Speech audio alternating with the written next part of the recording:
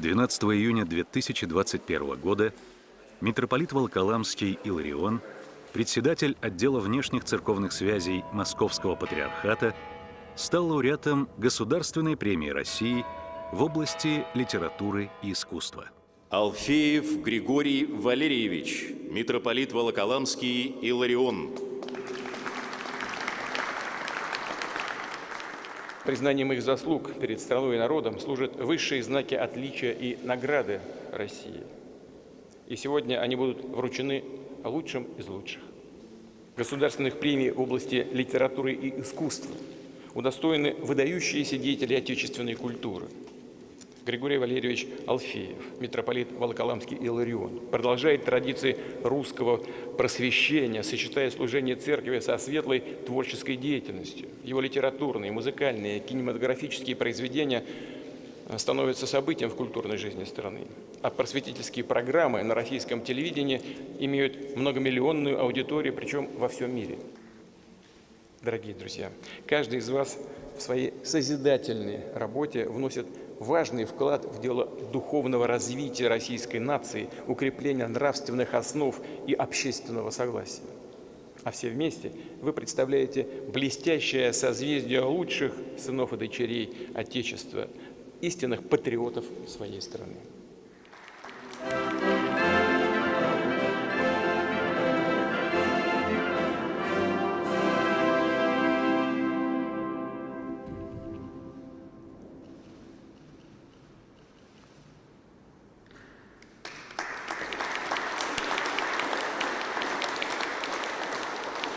В этот торжественный день сердце переполняется чувством благодарности.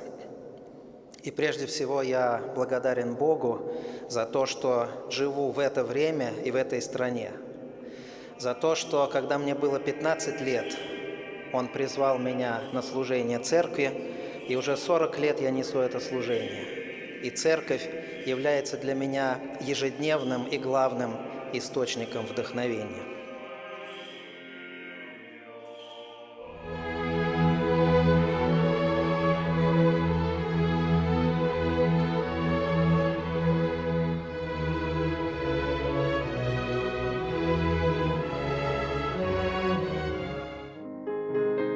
Будущий митрополит родился в 1966 году в семье писательницы Валерии Алфеевой и доктора физико-математических наук Валерия Дашевского.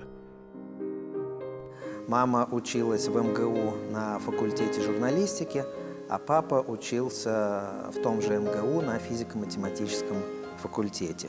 И вот они ходили в одну и ту же библиотеку, там познакомились, поженились, и я стал плодом этого союза. В роду Алфеевых мужчины были потомственными священнослужителями, как минимум с XIX века, из поколения в поколение. Всем известно, что священство в Древнем Иерусалимском храме было наследственным. Но не все знают, что и степени священства были наследственными. Вот, например, первосвященниками, как правило, становились сыновья первосвященников, а священниками – сыновья священников, а левитами – сыновья левитов. В нашей дореволюционной России духовенство тоже было сословным. Но похоже на то, что и степени священства тоже нередко передавались по наследству. Вот мой прадед Александр Петрович Алфеев. Он родился в 1869 году, окончил Богорусланское духовное училище, служил долгое время псаломщиком, потом стал диаконом. По семейному преданию он умер от голода в Поволжье. Он был сыном диакона, то есть мой прапрадед тоже был диаконом. Но и он был сыном диакона, значит, мой прапрапрадед был тоже диаконом.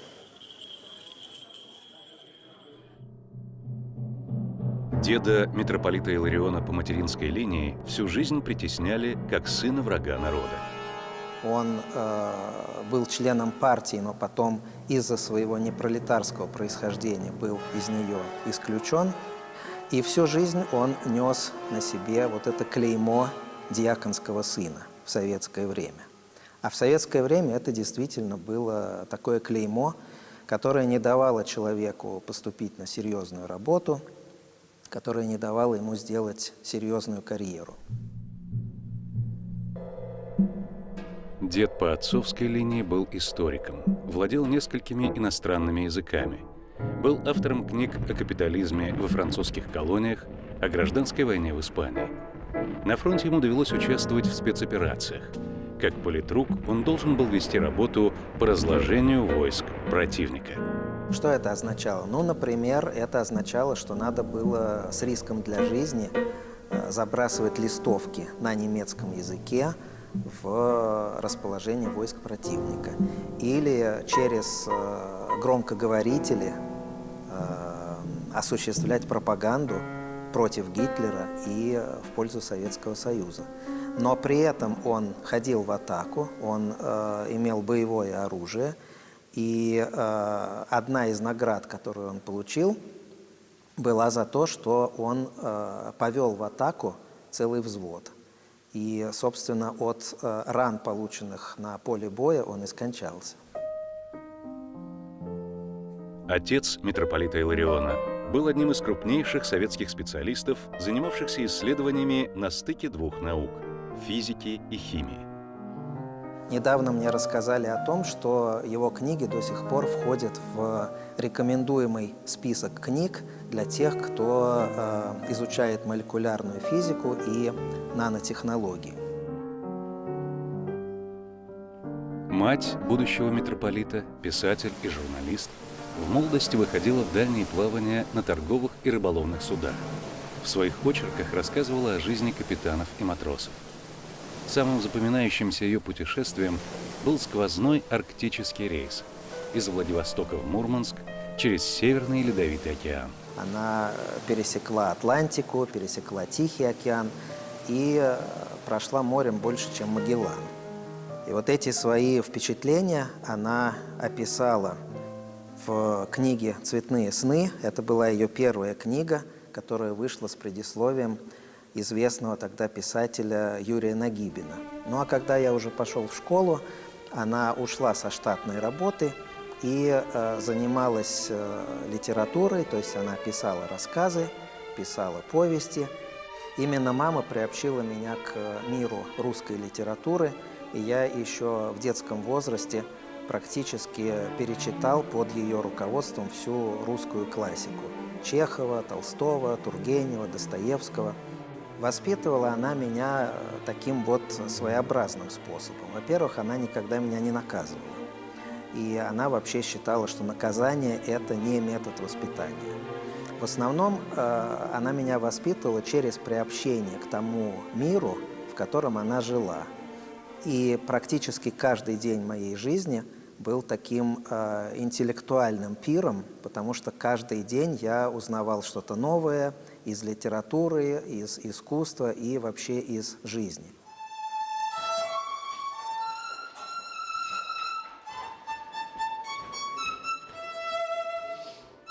Среди предков будущего митрополита были священнослужители, были писатели, но не было музыкантов. А у мальчика обнаружился абсолютный слух.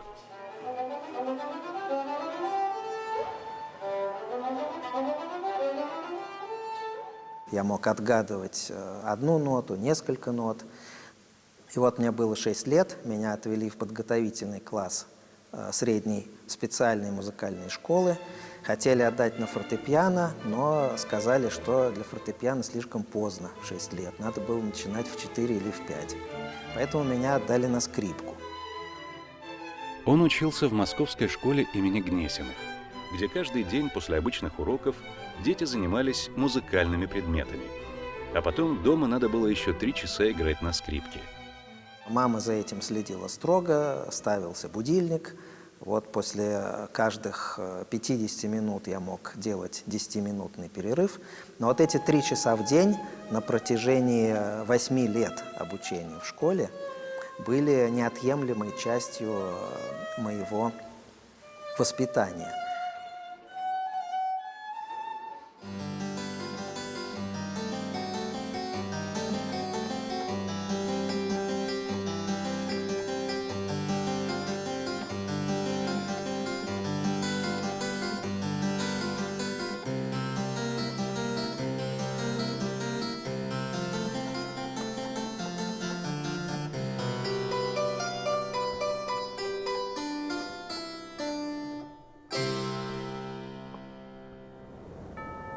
Это было довольно непросто в советское время найти свою дорогу в храм.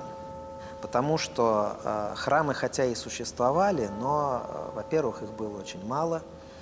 Во-вторых, они находились в таком информационном вакууме, в такой информационной блокаде, что практически для внешнего мира было неизвестно, что происходит внутри храмовых стен.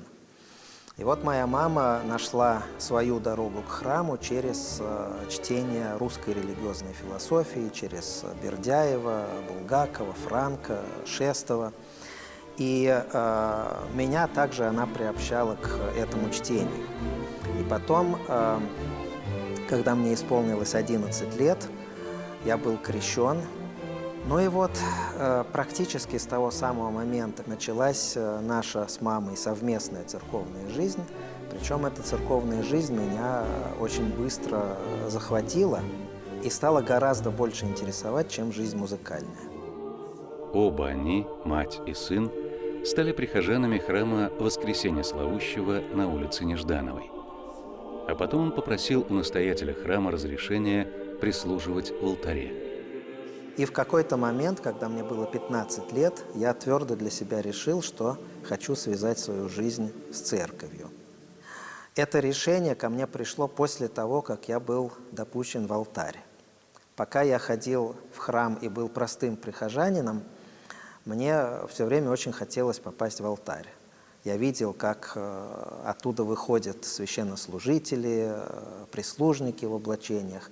И мне казалось, что алтарь – это какое-то особое царство, куда допускают только избранных. Но так оно и оказалось. Когда я был допущен к служению алтарю, это действительно качественно изменило мою жизнь. Я понял, что это то служение, которому я хочу посвятить свою жизнь.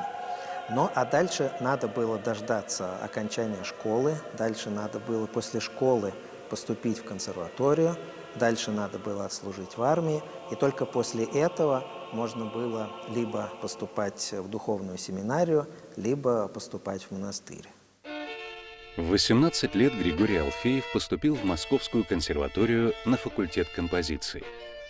Но консерватория не давала отсрочки от армии, и его забрали на военную службу в оркестр пограничных войск. Коллективом нашего оркестра мы проехали всю границу между СССР и Китаем от Благовещенска до Хабаровска. На каждой погранзаставе мы разворачивали наш оркестровый арсенал. Я играл в эстрадном составе на электрооргане, то есть у меня было большое хозяйство, мне требовалось около 2 часов для того, чтобы все это распаковать, расставить и подсоединить. Ну и потом мы давали концерт для пограничников, а на следующее утро ехали на следующую погранзаставу.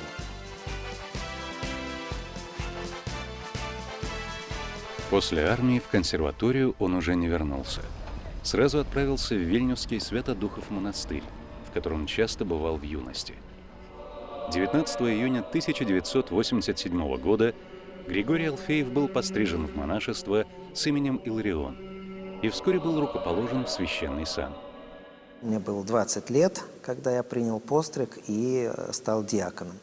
И вот с тех пор прошло уже 35 лет, но я еще ни разу, ни одного дня и ни одной минуты не пожалел о том решении, которое тогда принял. Хотя, может быть, это решение было незрелым. Я, как правило, молодым людям в наше время не советую так рано принимать постриг. Я советую подумать, подождать, чтобы как-то это желание укрепилось. Но у меня было желание очень твердое, у меня никаких колебаний не было. И я очень счастлив, что избрал именно эту стезю монашеской жизни и служения церкви. Никогда я в церкви не разочаровался, не обманулся. И все последующие годы после пострига были для меня откровением тех глубин церковной жизни, которые практически неисчерпаемы. И вот люди по-разному могут относиться к морю. Кто-то думает, что море – это просто водичка у берега, в которой можно поплескаться. Кто-то вообще в своей жизни море никогда не видел. А есть люди, которых тянет в морские путешествия, как вот мою маму тянуло. Есть люди, которых притягивают морские глубины. И им интересно спускаться с аквалангом и смотреть, что там происходит, какие там прекрасные Божьи создания. Вот меня всегда в церкви интересовало не то, что происходит на поверхности, а то, что в ее глубинах. После рукоположения иеромонах Иларион 1,5 года провел в монастыре. И это стало для него первой богословской школой. Каждый день я был на богослужении, утром и вечером. То есть весь суточный круг богослужения прошел через мой ум и через мое сердце. Это дало мне еще одну очень твердую духовную и богословскую основу. Потому что именно тогда я понял, что наши богослужебные тексты – это та школа богословия и богомыслия, которую невозможно ни на что заменить. Потом молодой иеромонах получил свой первый приход, а вскоре был назначен настоятелем еще 3 храмов в Литовской глубинке. У меня было 4 прихода, которые находились на расстоянии примерно 30 километров один от другого, но там не было никакого транспортного сообщения. То есть иногда надо было идти пешком, иногда надо было идти по дороге и ловить попутные машины. Один храм был вообще неотапливаемый, то есть если я там служил и на улице была температура минус 20, то и в храме была температура минус 20. Так что я наливал воду в чашечку, а через несколько минут она превращалась в лед. И когда я причащался из чаши, то чаша примерзала к губам. Но на моем основном приходе отопление было, точнее его приходилось отапливать вручную. Мы его топили углем или дровами, и храм, и приходской дом. И вот я там жил и старался неукоснительно исполнять все церковные службы по уставу, без сокращений. То есть в 3 часа утра я вставал, растапливал печку, потом начинал полуночницу, потом читал утреннюю, потом часы, потом литургию. Где-то к 10 утра все это заканчивалось. Со мной был псаломщик-литовец, который помогал мне, а пели мы знаменным распевом. Ну, а вечером служили вечерню и повечерие. Пасторской работы там было не так много, потому что прихожан было мало. В основном весь приход уже лежал на кладбище. Это было когда-то русское село, а к тому времени, когда я туда был назначен, в живых из русских православных прихожан оставалось в лучшем случае 10-12 человек. Часто я начинал службу и не знал, будет ли в храме вообще хоть кто-нибудь из прихожан. Потом могли подойти 2 или 3 бабушки, потом они могли снова уйти.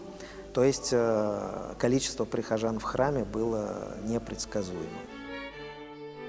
Живя в Литве, иеромонах Иларион заочно учился в Московской духовной семинарии. Окончил и духовную академию. Стал преподавателем в своей альма-матер. Вел курс по гомилетике, искусству проповеди. А когда ему поручили еще и догматическое богословие, он увидел, что учебники по этому предмету безнадежно устарели, и решил написать свой. Я пришел к студентам с очень смутным представлением о том, что же я им буду рассказывать. Я их спросил, что они думают о догматическом богословии. Они мне сказали, что это очень скучный схоластический предмет, что заниматься им неинтересно. Я посмотрел учебники, по которым они занимались. И это были учебники, в которых все раскладывалось по полочкам. Ну, например, Бог был разложен по полочкам. Какие свойства ума Божия, какие свойства воли Божией. Все это надо было заучивать наизусть. И это было настолько схоластично, это было настолько умозрительно, а самое главное, это было настолько далеко от святоотеческого богословия, которым я был напитан с юности, и даже от того богословия, которым пропитаны наши богослужебные книги, что я понял, что преподавать по вот этим школьным схемам я не хочу. И я тогда просто в срочном порядке начал составлять свой собственный учебник по догматическому богословию, и в течение одного Великого Поста я его подготовил. Так родилась моя первая книга, которое получило название «Таинство веры».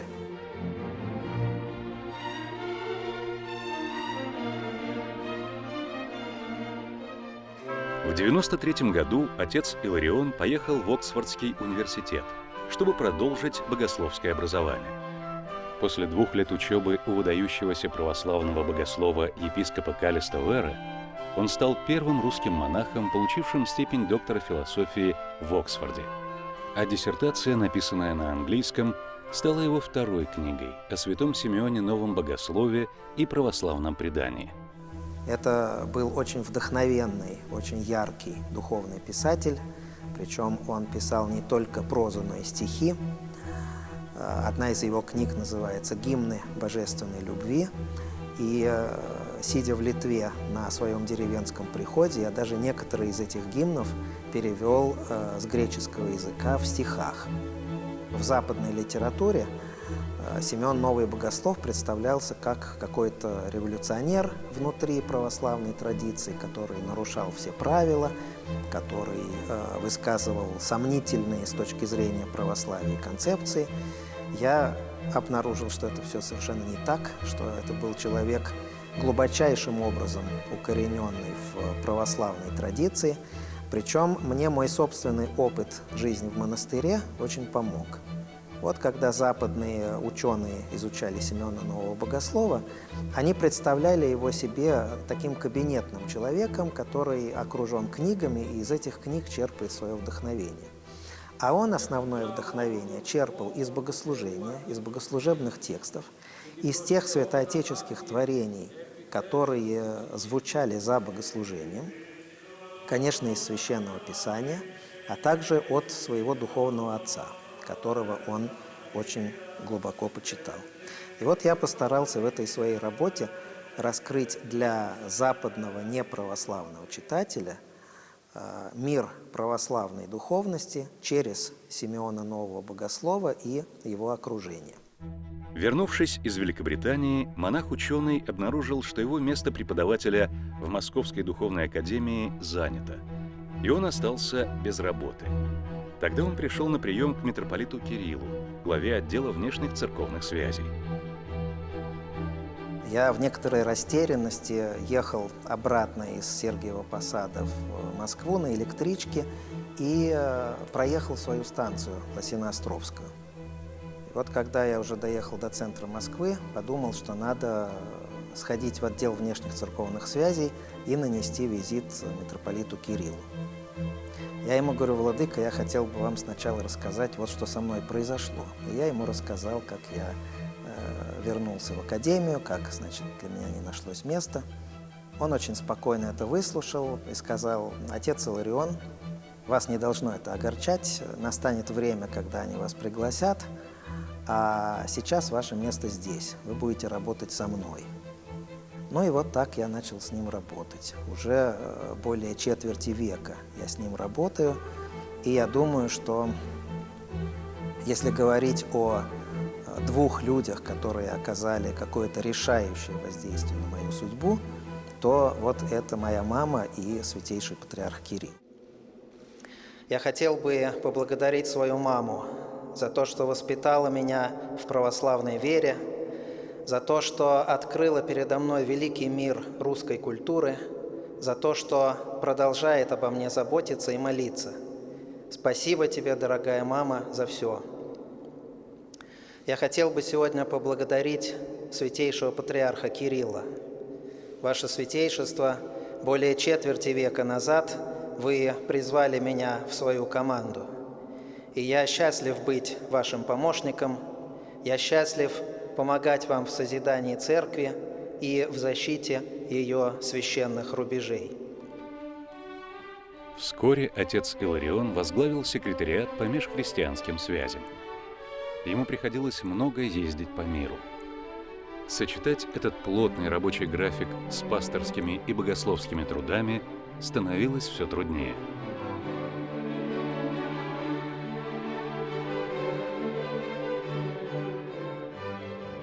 После нескольких лет такой работы я почувствовал какое-то внутреннее глубокое неудовлетворение. которым я решил с ним поделиться. Дело в том, сказал я ему, что у меня в жизни есть две больших любви. Это любовь к алтарю и это любовь к церковной науке, к богословию. И вот я хотел бы свою жизнь посвящать этому. А сейчас получается, что с этими разъездами, с этими официальными мероприятиями я ни то, ни другое не могу делать качественно. Он опять так же спокойно меня выслушал, как в первый раз, и говорит: а я хочу, чтобы вы были архиереем. Это, конечно, было для меня как гром среди ясного неба, потому что менее всего в своей жизни я помышлял об архиерействе, о том, что называется церковной карьерой, но такова была воля митрополита, он стал эту свою волю последовательно проводить в жизнь. В январе 2002 года в храме Христа Спасителя игумен Иларион был рукоположен во епископа. По решению Священного Синода он был назначен в Великобританию викарием, то есть помощником правящего архиерея. Но там его ждали тяжелые испытания.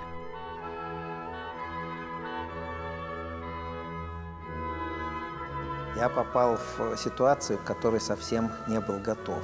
Я был назначен в Сурожскую епархию, которую возглавлял выдающийся проповедник, миссионер, митрополит Антоний Блум. Я с ним был лично знаком на протяжении многих лет. Он просил и патриарха Алексия, и митрополита Кирилла, чтобы я туда был назначен, но ему было уже 88 лет. И он уже много лет жил в фактической изоляции, он никуда не выходил из кельи, он не посещал приходы, а всю информацию об окружающем мире и о ситуации в епархии он получал от 2-3 человек из своего окружения. Когда я был назначен викарием и приехал туда, там уже был викарий, который видел себя преемником владыки Антония, а во мне увидел соперника.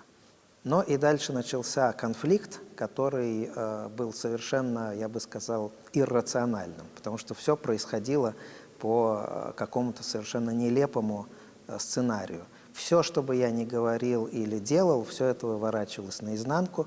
Мне приписывались слова или действия, которых я не совершал, и тогдашний епископ Василий просто поднял на уши половину епархии для того, чтобы добиться моего оттуда изгнания.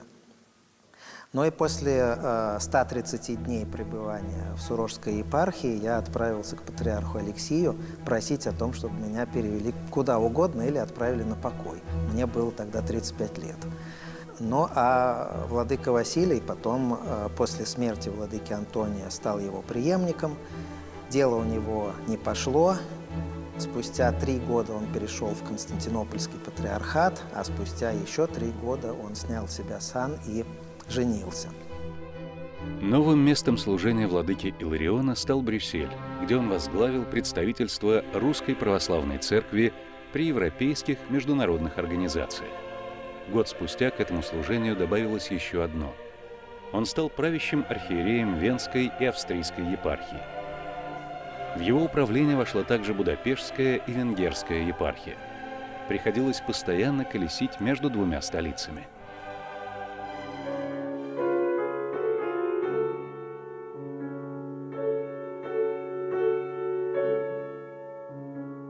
Именно тогда владыка Иларион снова стал сочинять музыку, впервые со студенческих времен. Точнее, музыка сама начала приходить к нему в самые неожиданные моменты. В течение 10 дней я написал божественную литургию, которую я писал в самолете, в зале ожидания аэропорта. После литургии я написал всеночные бдения, а потом, однажды, когда я ехал из Вены в Будапешт за рулем, мне вдруг пришла идея написать «Страсти по Матфею». Причем, как это обычно со мной случается, идеи сразу приходят мне в готовом виде. Я понял, что я хочу взять баховскую музыкальную форму страстей и даже название «Страсти по Матфею», то есть евангельский материал из Матфея, но взять за основу музыкального оформления этого материала православную церковную службу. И вот по этой модели создать музыкальное произведение. И когда я ехал обратно из Будапешта в Вену, мне стали приходить первые мелодии. Мне даже пришлось остановить автомобиль, достать лист бумаги, причем у меня нотной бумаги не было, была обычная бумага. Нарисовать 5 линеек и записать те первые мелодии, которые пришли. И спустя 3 недели такого очень напряженного труда я написал это сочинение и обнаружил, что за 20 лет не забыл ничего из того, чему меня учил мой учитель по композиции Владимир Борисович Довгань. Оратория «Страсти по Матфею» была написана как сочинение, которое может расширить церковную аудиторию. Она переносит атмосферу богослужений Страстной Седмицы из храма на сцену концертного зала. Владыка Иларион стремился познакомить тех, кто не ходит в церковь, с текстами молитв, которые звучат в храме, и поделиться с ними теми чувствами, которые переживают верующие.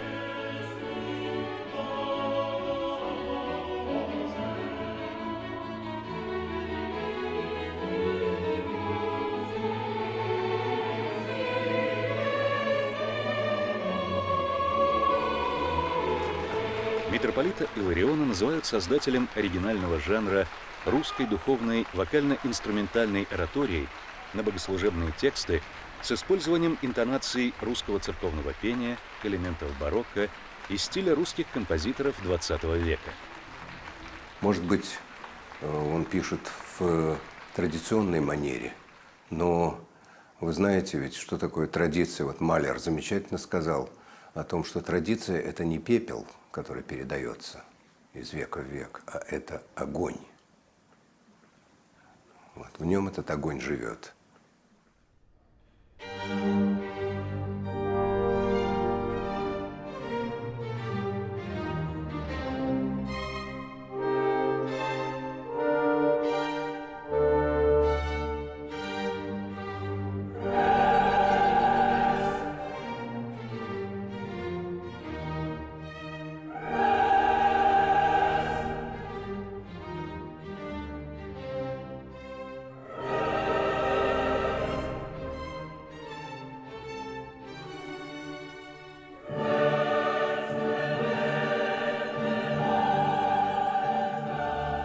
Вот уже 11 лет подряд митрополит Иларион совместно с маэстро Владимиром Спиваковым проводит в Москве рождественский фестиваль духовной музыки.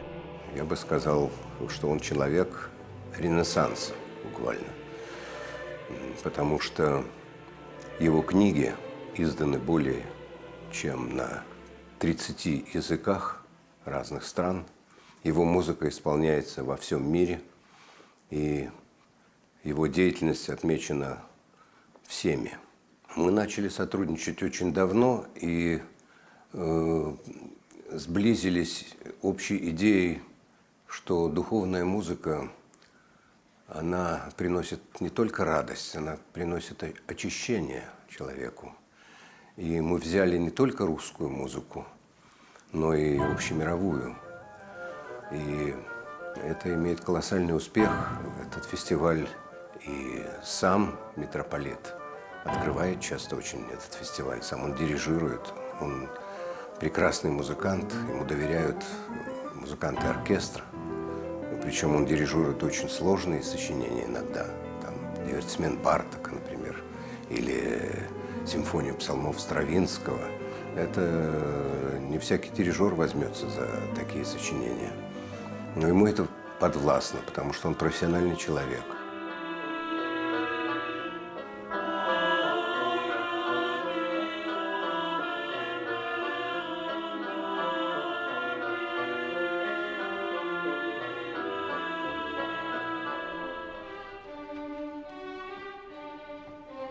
В 2009 году, вскоре после того, как митрополит Смоленский и Калининградский Кирилл был избран патриархом Московским и всея Руси, епископ Иларион вернулся в Москву, потому что был назначен на должность председателя отдела внешних церковных связей. Он стал постоянным членом Священного Синода, был возведен в сан архиепископа и затем митрополита. Это была очень новая и большая ответственность, которая на меня свалилась. я получил этот пост после того, как его 20 лет занимал нынешний святейший патриарх. То есть от меня требовалась очень качественная работа. Поэтому первые 5 лет я очень много ездил, а потом поездок стало поменьше, свободного времени стало побольше, и я снова стал в свободное время возвращаться к литературной деятельности. Однажды к нему в руки попала книга Папы Римского Бенедикта XVI «Иисус из Назарета».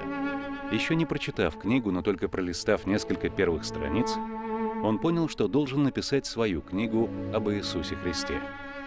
Для этого надо было освоить новую научную область новозаветных исследований. Поначалу я думал, что это будет одна книга, но когда я ее начал писать, то материала оказалось столько, что эта книга выросла в исследование из 6 томов общим объемом около 4000 страниц. Для написания каждого из 6 томов книги митрополиту Илариону потребовалось изучить около 200 книг и статей на английском, французском, итальянском и греческом языках. Мой исходный пункт заключается в том, что евангельская история – это сокровище, которое закрыто в сейфе, а для того, чтобы открыть этот сейф, нужно 2 ключа. Один ключ – это представление о том, что Иисус Христос был полноценным живым человеком, у которого были все свойства человека, все человеческие эмоции. Он был во всем подобен нам, кроме греха, как говорят святые отцы. И вот если мы как-то умаляем его, вот эту человеческую природу, если мы ее идеализируем или поэтизируем, то мы тем самым уходим от того евангельского реализма, который так поражает во всех 4 Евангелиях. Ну а второй ключ – это то, что Иисус Христос был Богом воплотившимся. И без этой веры в то, что Он был Богом, евангельская история совершенно лишается своего смысла и своей уникальности. Воскресение Христово – это сердцевинный пункт всей вот этой евангельской истории. Не нравственное учение Иисуса Христа, как думал Лев Толстой, не какие-то другие аспекты этой истории, а именно то, что Иисус Христос, как Бога-человек, пострадал, умер на кресте и воскрес. Я, будучи филологом-медиевистом, занимаюсь примерно тем же, чем занимается владыка. И это дает мне некоторую возможность оценить его занятия с профессиональной точки зрения. Это производит огромное впечатление. У владыки более 1000 научных работ. Владыка чрезвычайно разносторонний ученый. У него, допустим, есть 6-томная история жизни Христа. У него есть переводы с греческого, с сирийского. У него есть исследование литургии Иоанна Златоуста и Василия Великого. У него есть исследования по отцам церкви. Есть такое мнение о том, что богословие – это какие-то назидательные истории. На самом деле это не так. Богословие, когда оно занимается анализом древних текстов, оно является текстологией. Когда богослов описывает жизнь, допустим, отцов церкви, он становится историком. Когда богослов рассматривает, скажем, влияние античной риторики на риторику отцов церкви, он филолог, классический филолог и антиковед.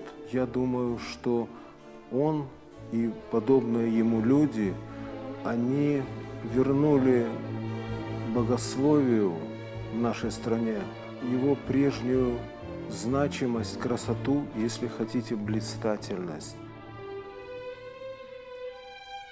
Кроме пасторского и архиерейского служения, дипломатической работы и литературных трудов, митрополит Иларион занимается вопросами богословского образования, возглавляя общецерковную аспирантуру и докторантуру. Во многом благодаря усилиям митрополита Илариона теологию в России признали полноценной наукой.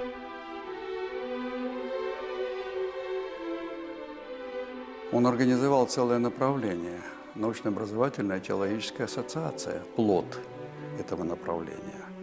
В это направление вовлечены все ведущие вузы страны, а значит, все ведущие ученые страны. И они все взирают на него как на своего лидера. Нам говорили, а что это за наука? Это никакая не наука, это псевдонаука. А мы напоминали о том, что многие университеты на Западе возникли из школ теологии.